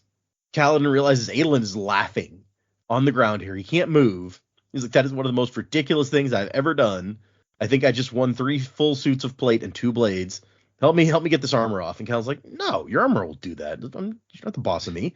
And Adol's like, no, dude, we still have a thing we have to do. Come on. And Kaladin's like, that's right, this is Adolin's chance, but it can be my chance too. And I think this is another reason I'm just like, Kaladin, for fuck's sake, because they're right. He blows the whole plan against Sadeas by doing this. And he knew it was the plan. It's not, he can't even claim, I didn't know that's what you were doing. He knew the whole story, and he still fucking did this. Yeah.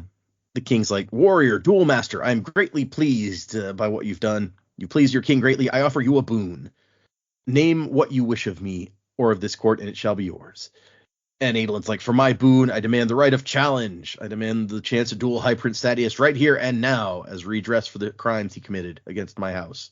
And Sadeas, who is leaving, like, he's on his way out now because he sees it coming just a little bit too late, and he has to stop on the steps, and everyone turns to stare at him. And then Kaladin goes, and for my boon, I want the right of challenge against Amaram, the murderer who slaughtered my friends. It says the king's jaw dropped. The king's jaw dropped. The crowd grew very, very still. Adolin groaned, and he looks over, meets the eyes of Amaram, and sees horror there. Amaram stands up, stumbles. He just now recognized Kaladin, and Kaladin's like, you should have killed me. The crowd starts to shout and yell. The king says, arrest him, and Kaladin's like, yes, perfect. Wait, are those soldiers coming for me? Yeah. Also, like, if you did right of challenge, the king was going to let you. Why would they arrest Amaram? They'd just be like, okay, get in there and fight him. Yeah. Okay, last chapter of this section. Never again. The epigraph here is about Malishi, a bondsmith, who they come up with a plan to fight the Voidbringers, but Malishi has something else. It was related to the very nature of the heralds and their divine duties, an attribute the bondsmiths alone could address. Which, okay, that's very vague, but sounds very important. And we cut to later on, Elhokar and Dalinar and Kaladin are in, like, the king's quarters. Oh, I'm sorry, we're in Dalinar's rooms. Sorry. And Dalinar's arguing, Captain Kaladin is a man of honor. He was the only one who went to help my sons. And Elhokar's like, that's his job. That was not his job. I'm saying. Yeah. He was actually his job was to protect you, but whatever. Yeah.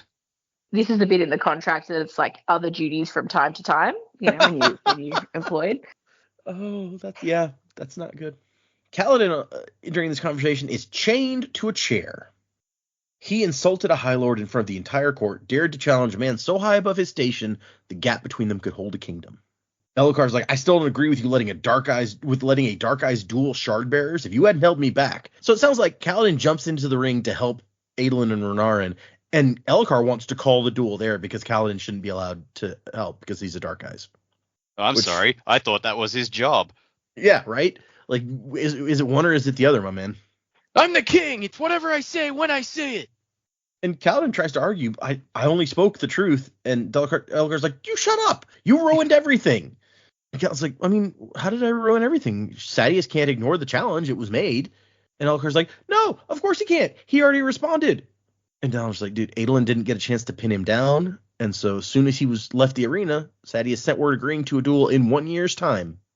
I don't understand how that works because Adolin's words, like, very clearly were saying, I challenge him to a duel right here and right now. Yep. So because he had time to get away, he can't do it right there and right then. Like, someone bring him back.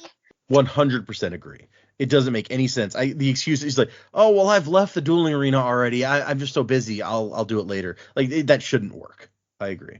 But once again, we don't get the book on the rules of this stuff. So, and Elhokar's like, this is what you get, Uncle, for putting a slave in charge of our guard. What were you thinking? What was I thinking allowing you? And you have to remember, Elhokar is the one who's like, Dalinar, I like this guy. Put him in charge of my guard. So, once again, we got somebody who's unwilling to take responsibility for their own decisions. It must be Dalinar's fault. And Dalinar's like, you saw him fight. He's really good. And Elhokar says, it's not his skill. His discipline is the problem. Execution. And God's like, wait, what? Like, hold on a second.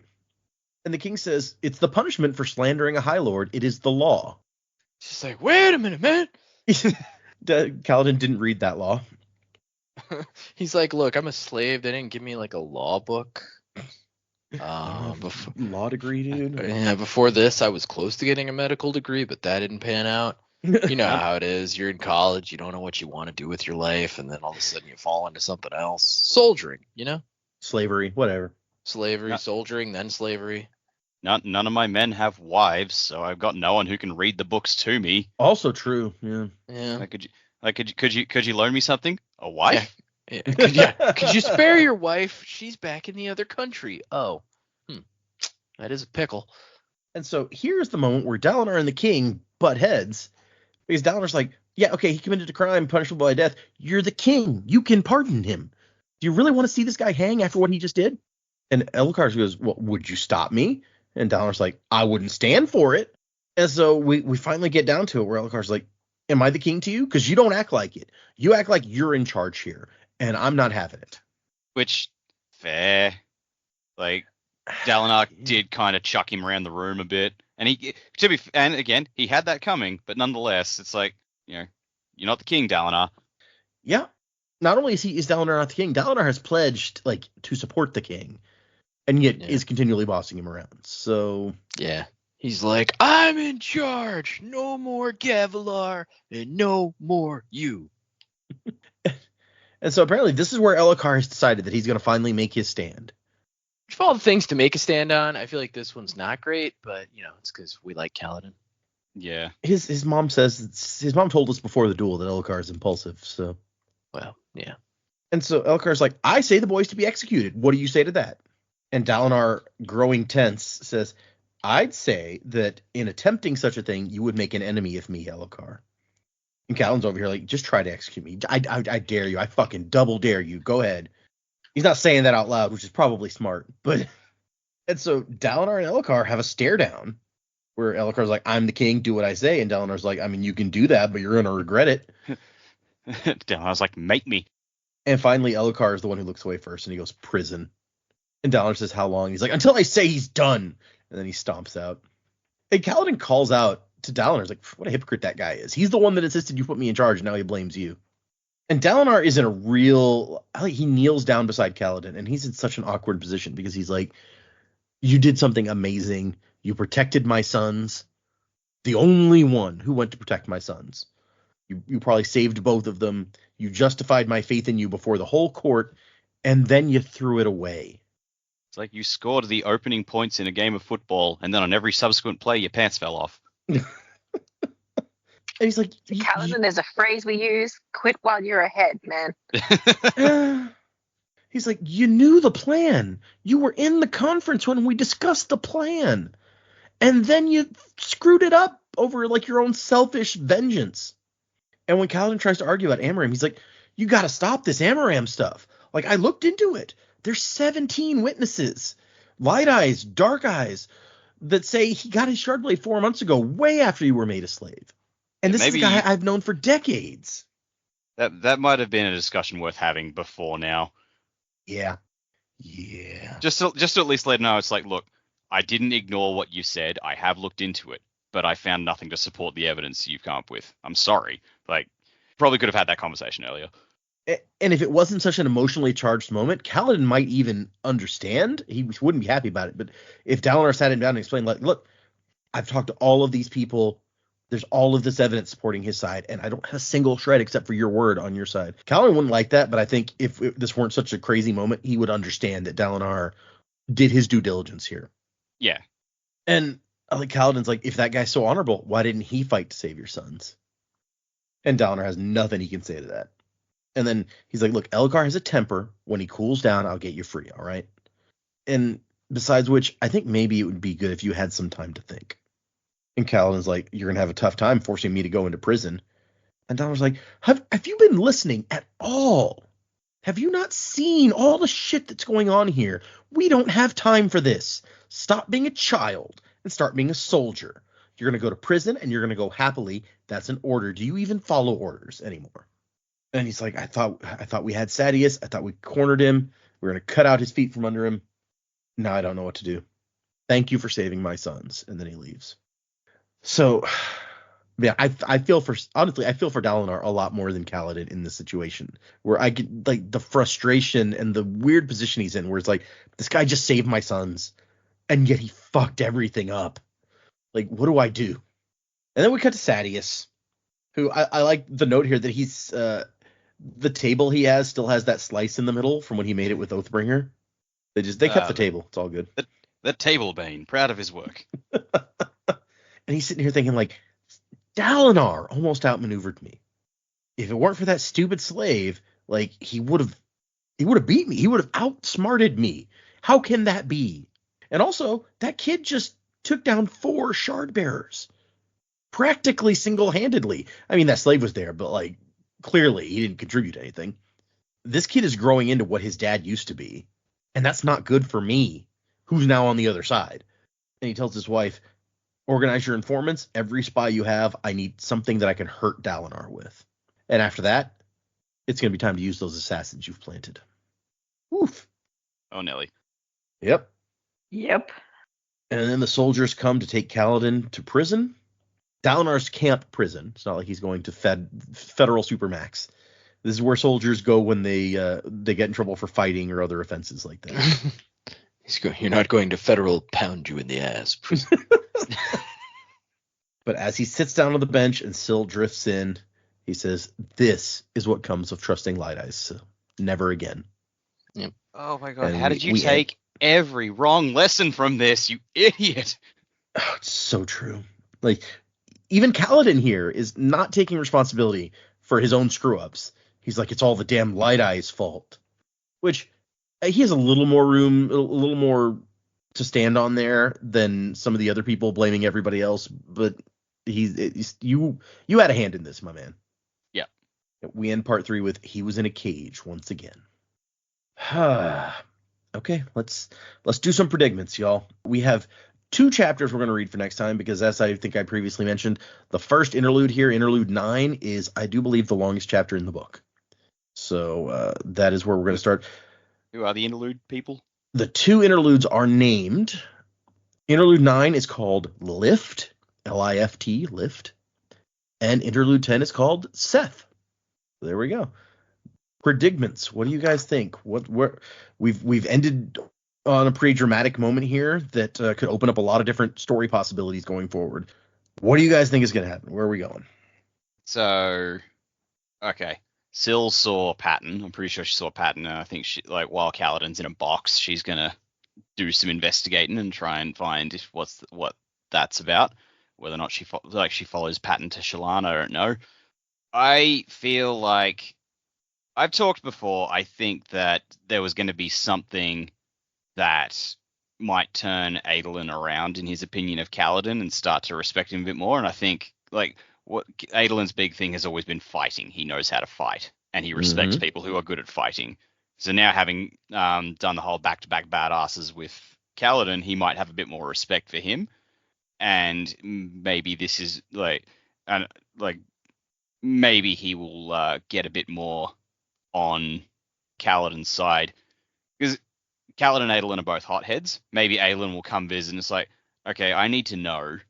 You clearly have an issue with Amaram. Tell me the whole story. I need to know what got under your skin so much that you threw the whole thing against Sadeas away. I need to know, because this could be a problem for us. And it's like, and Adolin even said to Shallan, it's like, Kaladin is an unpleasant bastard, but he is trustworthy and he's good at his job. So if something Adolin would recognize, if something got under Kaladin's skin, it's got to be bad. So, yeah. And so I think Adolin might start coming around on Kaladin, and he might start doing the things that Dalinar wasn't willing to do. And really come at Amaram and just go, I need to know more about you, and hey, you got that blade. That's fair. I mean, honestly, Adolin also knows that Kaladin has every reason in the world to hate Sadeas. So if there's something about Amaram that's worse, that like this guy would throw away his hatred of Sadeas because of hatred for Amaram, it must be bad. Yeah, because I don't think Dalinar has shared Kaladin's opinion of Amaram with anyone. Why would he? Well, why? So this has got to be this is probably the first time Adolin's heard of it. He's like, hang on, I'm missing something here. What the fuck's going on? So, yeah. And I also agree with you that if anything is going to bring Adolin around to liking Kaladin better, this is the kind of thing that would do it. Yeah, and not just that, Kaladin with no shards jumped in against 4 other shard bearers, saved Adolin, saved his brother who Adolin loves. Like, Adolin will have full respect for this. He will recognize this. No, Elhokar's wrong. This isn't Kaladin doing his job. This is above and beyond the call of duty. Yeah, 100%. It's hard for anyone, I think, to argue that this is not way beyond what's normally expected of this position. And Adolin, more than anybody would, except for maybe Dalinar, should recognize that. As opposed to Elhokar, who's like, that's his fucking job. Like, shut up. So a couple of things that I think could come out of this, maybe. I don't know how quickly they would come out of it. I'll admit I didn't even consider Patton being the thing that still saw. I thought she was heading for Renarin, which is possibly the direction she was heading, but it makes sense that if she notices something that other people aren't noticing, especially when Shallan made a comment about it seems so obvious, but no one's looking in that direction, so that's fine. But perhaps Syl would then know what else to look for. Like, Syl can see Patton, so as like Kaladin and Shallan are in the same area, maybe she'll be able to make that link for Kaladin that Shallan's doing this too in a different way. So I think that would be kind of interesting to see. Maybe Patton gets Kaladin out of prison. I don't know, like that jailbreak edition. That would be cool. But to then have like Adolin and Kaladin perhaps actually have a conversation with some substance, we might start to see a few of these pieces connect together. And I think we sort of threw out there, these 3 together. That would be quite good to see them working together. Maybe Adolin, having heard Kaladin's side of the story and stuff about Amaram, maybe he can get Shallan to do some research, because they've made quite a few points about her scholarly ability, obviously with trying to get Navani on board, but also trying to get with the Ghost Bloods. They've noticed like Shallan's skills as a scholar as well. So that's really front of mind that yes, she has this skill. We know she has this skill, but I just feel like it's been pointed out so many times recently that maybe that will come up. Yeah, so if you had Shallan starting to do a little bit of research into Kaladin's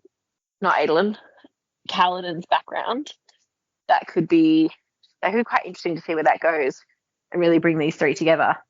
because I would like to see them work together a bit more, not just Kaladin in the background. Yeah, no, I agree. That would be nice. That'd be a fun thing to see. I love your idea of the pattern jailbreak, because we know that he can like open locks and stuff, right? We've seen that. So engineering jailbreak, that'd be amazing. Also, though, that would really piss Dalinar off, and I don't want to piss Dalinar off. Yeah. You will go to jail and you will go happily. Yeah, I don't want to do that to Dalinar. He's in a really awful position at the moment. Yeah, the relationship has just become very tenuous between Kaladin and Dalinar, and I think that we can probably all agree that we want them to keep a working relationship there. So yeah, jailbreak probably a bad idea in the big picture. Yeah. But a man can dream. Maybe he'll just like go out and come back as he feels free to. You know, he'll be a prisoner without really being a prisoner. That would be funny when no one's looking. He's like, I'll just fly away for a little bit. I'll be back later. It's fine. Gosh, I don't know. I kind of like both of their theories. I think Kaladin, he's gonna go to prison. I almost see like a plethora of different people coming to visit him while he's in prison. Like Rock shows up and he's like, "It's okay, Kaladin. Everything will be fine." And then like Moash shows up and is like, "I freaking told you, dude." And he's like, "Yeah, you did." And then we'll be like, "Ugh, Moash is the worst."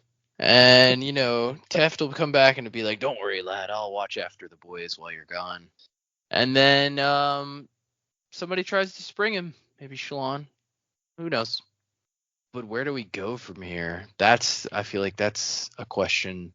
It's a big question. I'm not sure the right answer on it. It's like there's just so much that's gone wrong, and that we know, like, there's this foreboding sense based on the epigraphs near the beginning of the book.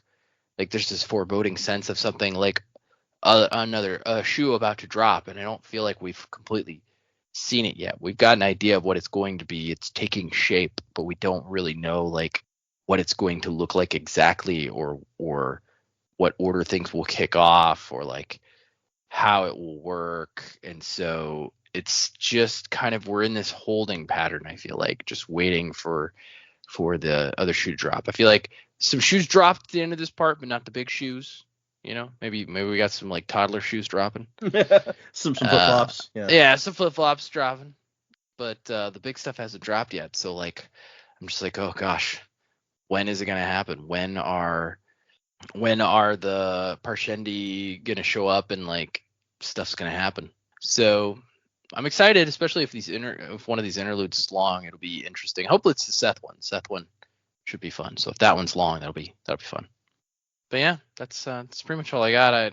There's not a lot that I have to comment on. I feel like we're kind of just, like I said, in this holding pattern. It's the first of the two interludes. It's the longest one. The Seth one is a decent length, but yeah, Lift is the longest one. Okay. I like your idea. Now I want just a whole chapter of various people coming to visit Kaladin, and how each of them like reacts differently and interacts with him differently when he's behind bars. That could be really interesting. Yeah, it's gonna be like a montage. It's like he slowly is growing like a beard, and his hair's getting long and unkempt, and he's just like, "Yep, here I am in prison again." Shallan comes to visit. Who would be less expected? If Elokar came to visit, that would be an interesting visit. He'd be like, "Hey, I just wanted to say hi. I know I put you here, and you deserve it. So just hang out." Wit's Shallan around. comes by, Wick could she's like, show up. Yeah, Wick could show up. Shallan shows up. She's like, "Can I draw you in prison?" He's like, I don't care. Do what you want. I haven't drawn a prisoner yet. This would be awesome. Yeah, I gotta get the shadowing of the bars just right. Looks good. Well, and if Wit shows up, Wit will be in the cell with him, and it's like, "What are you in for?" And it's like, "Stealth some food." Or Wit's like, he's like, "How did you get in here?" He's like, "Where are we?" In where? Yeah. I don't know. I think Dak mentioned the possibility of like Adolin coming to visit, so that could be Sure. very fun interaction there. Yeah, he's like, "Hey, Bridge Boy, good to see you behind bars again." He's like, "Oh, really, dude? Come on, Major Dick." He's like, "I know, I'm just messing with you." I like even when Kaladin jumps in to help him in the duel, Aelin's like, hey, Bridge Boy, what are you doing here? I'm like, do you really have to call him that? He's probably gonna call him that forever. For one thing, I'm pretty sure we've talked about it. Like, Kaladin is at least close to the same age as him, so like it's kind of messed up. Yeah, but that's what the Light Eyes are. They're kind of messed up. That's their whole thing. I don't think we've ever seen any indication that Adolin remembers that time that he threw Kaladin a sphere and told him to go like deliver a message, and Kaladin never did it. But Yeah. He's that like, would be a funny thing. I'll take that sphere, thanks. Like Kaladin just they're reminiscing. He's like, "Hey, you remember that time I did that?" And Adolin's like, "That was you? But you know how screwed up stuff got because he never got that message." Yeah. He's like, we killed a guy. He's like, oh shit, I'm sorry. My bad. Was the guy light eyes? Because I don't mind so much. No. That's... Oh, but yeah, no, we're gonna have to see, because as you pointed out, things are gonna kind of strained at the end of this. Even with no major shoes dropping, like there's some serious stuff happening. Like, can Kaladin even work with Dalinar after this? He's not happy. We end the chapter with he's like, I'm never trusting a light eyes ever again. So, okay, I guess we shall see. Okay, let's read a couple of emails. Not many. We're running a little long today. But we will start with Adam's email in defense of Moash. This email has spoilers to the end of part 3, so if you haven't gotten to that, don't read this. The email says, sure, Moash wants to kill the king, but he has a good reason to want revenge. Even if Elhokar didn't personally kill Moash's grandparents, he almost assuredly knowingly sent them to their deaths. Can you really blame a guy for wanting his grandparents murdered to face some kind of justice? And how else can Moash get justice in an absolute monarchy where he is literally a second-class citizen? While I'm not a huge fan of political assassinations, you've got to admit that Graves makes a good point. Elhokar is a shit king, and Dalinar would make a better one. For instance, I can't see Dalinar arresting Kaladin on the spot for trying to challenge Amaram. That was a pretty stupid move on Elhokar's part to let Sadeas sneak away and take one of their best fighters out of commission. So I think Moash's reason for getting Elhokar out of the way is solid, even if it's not his real driving motivation. Finally, I think there's some not so great real world implications to saying that Moash, an underprivileged former slave, I should note here, he was never actually a slave. He was a free person who ended up on the bridge cruise. But anyway, that he shouldn't be allowed to use whatever means is at his disposal to seek to address justice. It kind of smacks of saying that the oppressed should just shut up and let the ruling elite decide what's best for them. That's the end of that. This hinges on, Elhokar knowingly, as you put it, leaving the grandparents to rot. I don't know that was the case from the way it made it sound and the way Moash has conflated it. It could have easily, just been something that was. The impression I got is like he believes Elhokar knows and did everything maliciously, but the reading between the lines, what I suspect is this guy had them thrown in prison and Elhokar had no friggin' idea. It was just like another set of prisoners, and then they were left to rot without trial because their papers got lost or whatever. Maybe this other candlestick maker, organized a few things like that. I think he thinks Elhokar is a lot more aware of this situation than I think Elhokar actually is. Mm. And yeah, and this is all assuming that Moash is telling the truth and not, exaggerating things to make himself sound more sympathetic. Like, also true. I get the feeling that's like I can see Moash doing that. I'm not going to fight the fact that Elhokar is not a great king. I get that. I think he is the product of his environment and his society.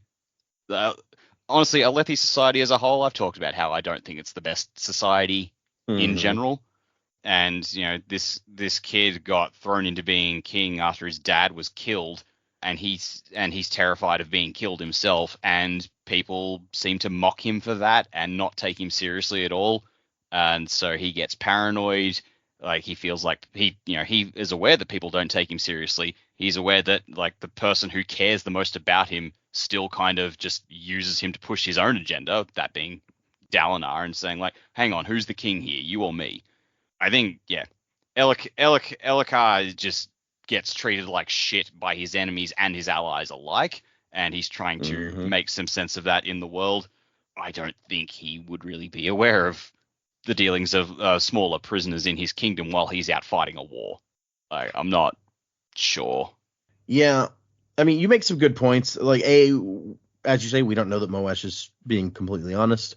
I don't know that we have any reason to doubt that he is, except that you don't like Moash. So, Oh, 100%. That is a bias that I have, based without evidence. So, whatever. But you're also right that Elhokar is not in the most enviable position. And he wasn't actually king at the time that this happened either. Like, his dad was out on the Shattered Plains doing stuff, and he was, like, in charge back home. So it wasn't as bad where he suddenly thrust into being king after his dad died. So we weren't there yet at that point. But we also, as a side addition to that he was not actually the king. He was trying to keep the country running and probably doing this for maybe the first time, which is a lot of responsibility to throw on this young guy. Right. And a lot of plates that he's keeping spinning. So I could understand what you're saying, where it's like, would he really keep track of every prisoner in his kingdom at this point? I keep forgetting this was pre-Gavilar dying and pre-Elhokar going to war. I forgot about that. How old is Elhokar? He's of an age with Adolin, isn't he? This is a good question. Let me see if I can find information on what year. Because if this is, all right, so Gavilar's alive when this has happened. That means that this is 6 years ago at the earliest. So at the time all this went down with Moash's family, Elhokar would have been at most 16. Yeah, Elhokar is currently 26. Oh, okay, so he would have been at most 20. It would have been about 20, yeah. Assuming it didn't happen even earlier. Right. I don't remember if we got an exact time frame of when Moash's parents got arrested. And so actually, yes, at the end, sorry, I can't talk. In Words of Radiance, Adolin is 25. So they are, like, Elhokar's just slightly older than him. Yeah. But early to mid 20s was where I was thinking. Yeah. And Kaladin is like 20 now, so I guess Adolin's a little older than him. Yeah. Okay. So, but yeah, I mean, even if he's 19 or 20 and suddenly in charge of the kingdom for the first time, that's a lot of responsibility on somebody that age. And not only that, but even Moash's account is that, like, Elhokar was getting, like, one of these guys had his ear and was giving him advice and engineered this, like some trashy, light-eyed silversmith, the guy who owned a bunch of silversmith shops was what it was. And so you could understand, like, a 19-year-old running the country for the first time, maybe he's got some advisors that he trusts, that he's listening to. If he wasn't listening to older, more experienced people, you might actually be even more worried. So you could see how that might happen, and not saying that Elhokar wouldn't bear any responsibility for it, but not completely on him. Yeah. But yeah, and like the last point I'll make on it is that the narrative is quite heavily pushing at the moment, as I mentioned earlier in the episode, like the foil between Kaladin seeking his vengeance on Amaram, and Syl has quite openly told him at this point, like, your need for vengeance is killing you. Like, anytime you get onto that topic, you lose all sense of, like, what makes you a good person. The obvious foil there is, like, that's the same for Moash and Elhokar. It's his need for, like, vengeance on the king that is driving him to do dark and, like, not good things and making him not a good person. Fair. Yeah, okay. I like that parallel also. That's a good point. So you have some points about Moash, emailer. I don't know that we agree with all of them. Let's go to the next email. The next one is from Tyler, and the title of this email is A Shard Named Confiture. I don't know how you say that. Confiture. Confiture. And in case anyone like me has no idea what that word meant, just seeing it, the definition is a preparation of preserved fruit. So that's the title. Hi, Data. There's been some talk on this podcast that has me theorizing about interesting directions that Sanderson could take Stormlight 5. I started thinking about the shattering, and it occurred to me that if an entity was shattered into 16 pieces, it's not too much of a stretch to assume that one of those pieces might be the entity's favorite food. There have been a few different foods mentioned in the Cosmere, but there's one in particular that seems more prominent than any other. I am, of course, referring to jam. Introducing a jam shard would be a great way to tie everything back to the Way of Kings. Plus, we already know someone who would just be the most perfect vessel for this theoretical shard. I believe that our dear friend Cabsol is not actually dead, but lives on as the vessel for the jam shard. Now, I've uncapped my prediction and spread it out for you to consume. I hope you will entertain it with all of the gravitas that such a delicious theory deserves. Or if for some reason you don't find this theory fruitful enough, perhaps the co-hosts could discuss their own shard vessel-related theories, particularly regarding Roshar. Many thanks, from Tyler. I don't know how big Adonalcium was on Jam, but if, like, an entire segment of his personality got splintered off into Jam, That'd sure be something, all right. Oh man, Yeah. I don't know how to think about that. I'll admit, Tyler, I enjoy the out of the box thinking. I don't enjoy that you've settled on Cab Sal as your jam man for this shard job. Yeah. I don't know that splitting off into jam is really in the style of the other shards of Adonathium, but to be fair, we don't know what all of them are, so I guess anything's possible. Yeah. Also, Cabsal's absolutely dead, so I'm really sorry that your theory's kind of busted. Just put that out there. Definitely not coming back to life. Jamie has called it. Yeah. If Cabsal the Jam Man is a shard of Adonalcium, I'm gonna have to quit. That's where you draw the line. Brandon, you've lost me. Oh. I did read a book recently where there was like, it's like a post-apocalyptic novel, but the idea was the city of Brisbane guys wake up and the entire city is just covered in jam that eats people. Interesting. Yeah, it's by Yahtzee, who does Zero Punctuation. Yeah, I was about to say, I'm pretty sure I know this book. Like, it's sounding familiar. I read several of Yahtzee's books, so this is the first one of his that I've read, and I was like, oh, that was all right. I need to go back and look at what all he's written so I can remember what I read and didn't read. But because there was a couple that I actually quite liked, and some that I feel like the Jam one, was it called Jam? It was just called Jam. It was just called Jam. I feel like that was not one of my favorite ones.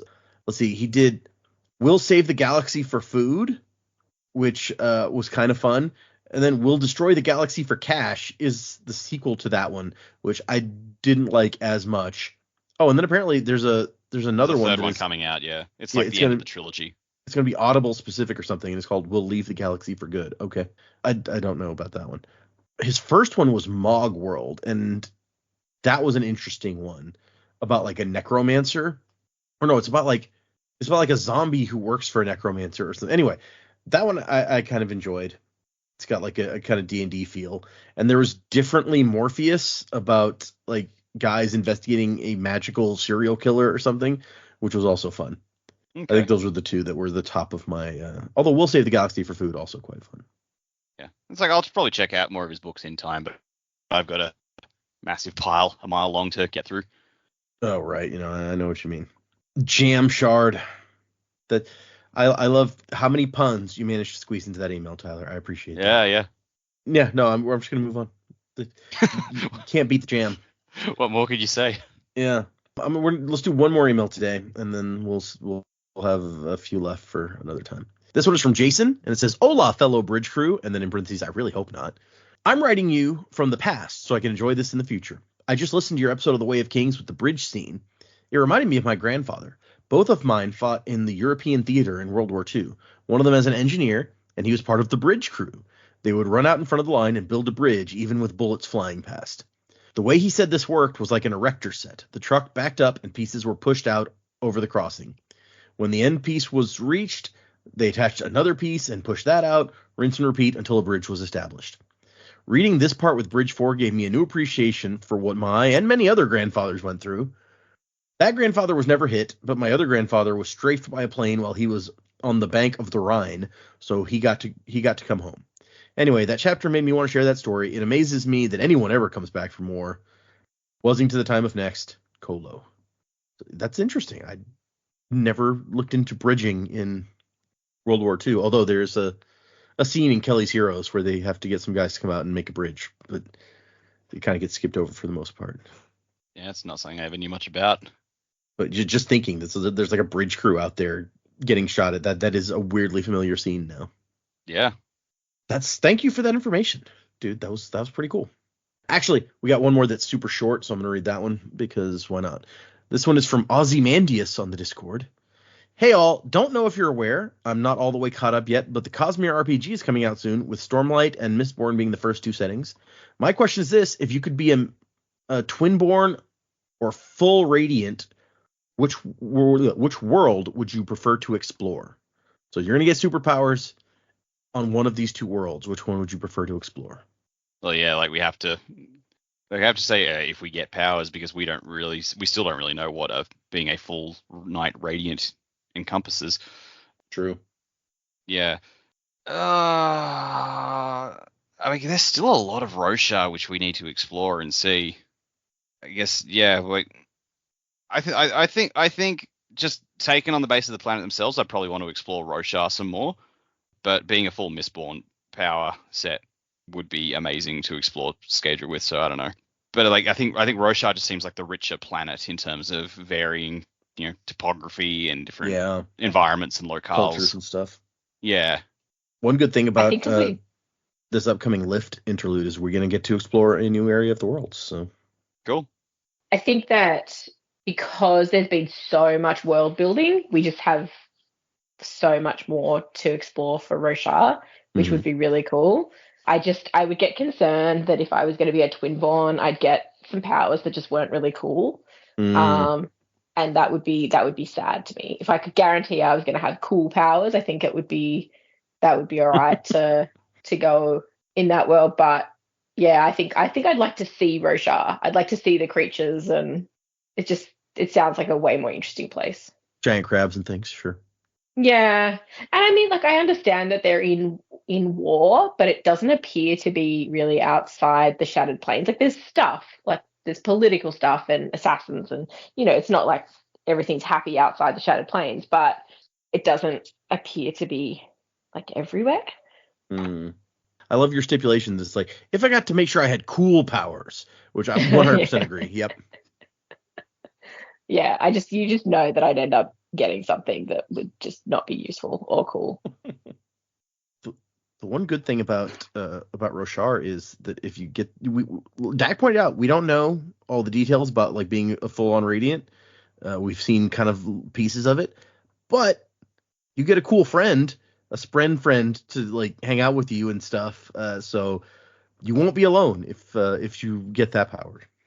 Spren friend would be cool. We've really only seen like a couple of them now to any detail. So maybe some of the other Spren are jerks and you wouldn't want them hanging around all the time, but the ones that we know are pretty cool. Okay. So thank you everyone who sent emails. If you want to send it, and we are getting towards the end. We've got, I think, 3 people who emailed us that are left in the box now. So we're whittling down our bunch that we had. If you want to send us an email, the address is thesanderlanche@gmail.com. Find us on Instagram, Twitter. I made us an account on the new like Instagram Threads app where I posted just the other day. I'm like, Sanderson thought of the day, and like try to inspire some conversation on Threads, but I still don't understand all the details of how that app works. But so yeah, find us. Cool stuff's happening, or on Patreon, where I have been putting up my reactions to the Wind and Truth preview chapters that are coming out every week. So check that out if you want to hear me react to that. How many Wind and Truth chapters have come out?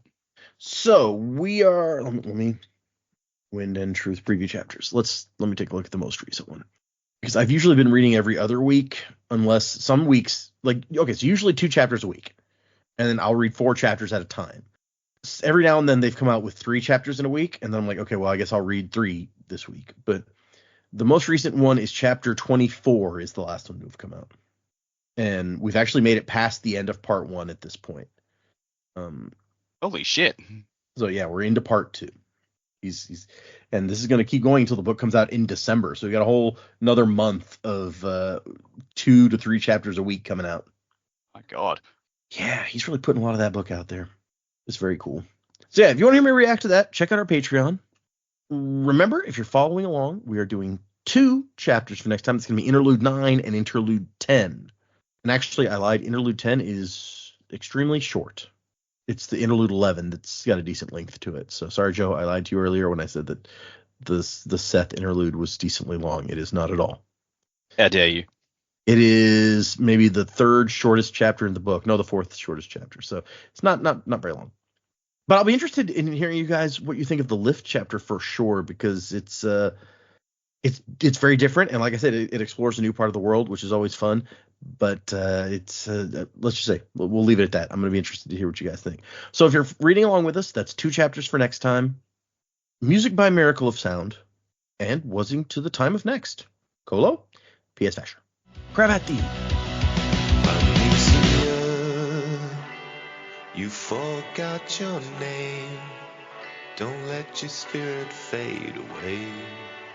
Amnesia, you've been through such pain, but you're growing stronger every day.